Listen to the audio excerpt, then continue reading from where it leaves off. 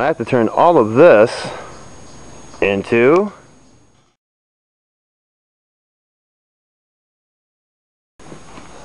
I'm going with the 2x4 construction of good old cedar. What I've done is I've notched out on this one about 12 inches on center for the uprights. So you can see these are the 8-foot panels. These I've already notched out. Little notches that come out of it are going to be, these are the 12-foot sections. So there's going to be two 8-foot panels that you saw on both sides, and the 12-foot panels that are going to be in the middle.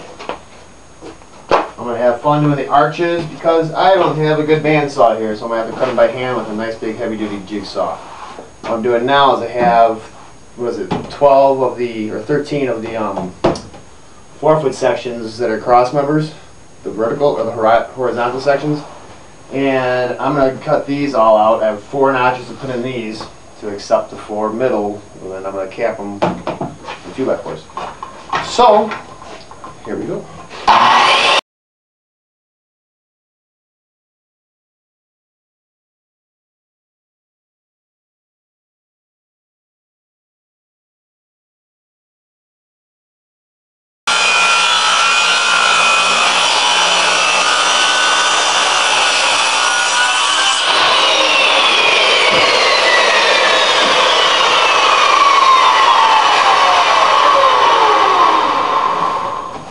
Go. Now I'm going to put these all up.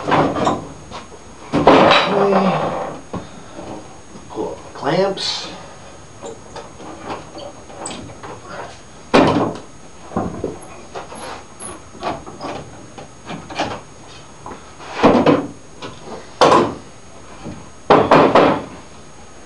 I could use like a 1.5-inch chisel. Sit there, take all the freaking day. Then I have to come back and rasp them anyway. I use a big horse rasp because this is about the exact same width as my board. It makes it handy. So what I do is I have a really good crowbar there, nail puller, and I sharpen the edge pretty decent like a chisel. And a smacker block underneath. What I do is simply lay out my smacker block underneath and find where I put my hammer. Line her up.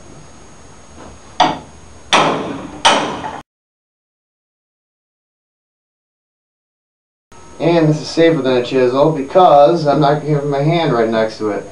A little bit speedier too because I can usually get out like that. Unless, of course, we got a knot in the area.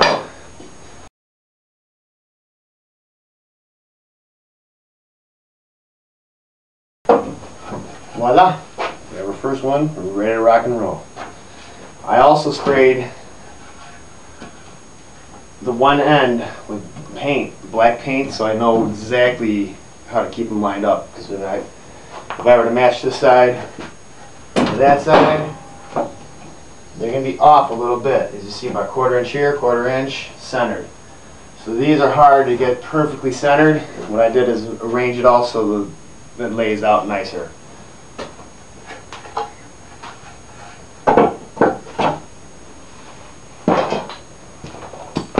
Now we have to fix them together.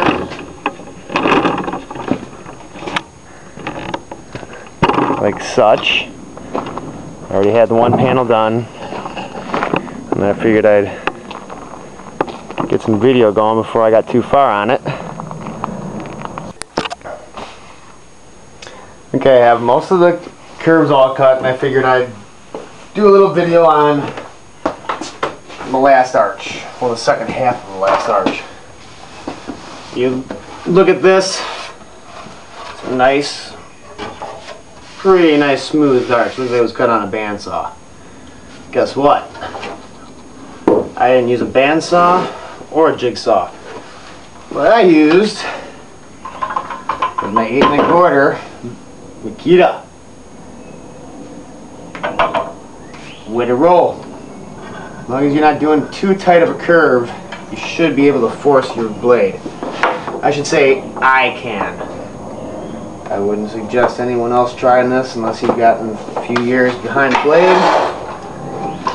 The top arch was an easier cut just because there's less to mess with me and it folded away as I went. The bottom, it gets pretty tight in the middle, so I'm going to get some smoke going here.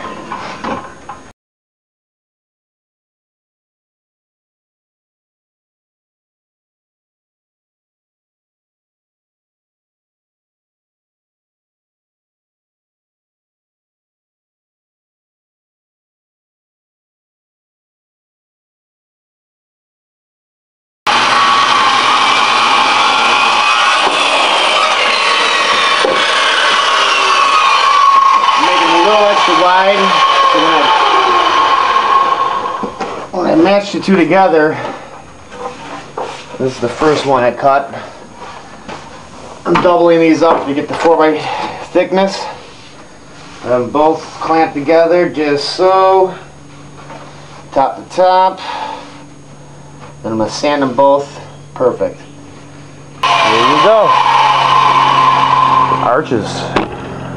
Next, we'll have to cut out the base. I have these guys sanded symmetrically and glued up, so it makes one solid laminated piece. What I got to do then is I have marked on the trellis work where it lands. So what I'll do, I know it's a little bit of waste, but it's easier to build a grid than add these to it later. So I'll take my Sawzall, brand new blade, perfectly cut out the 2x4 area. So this is going to be the new top, and attach it. Voila!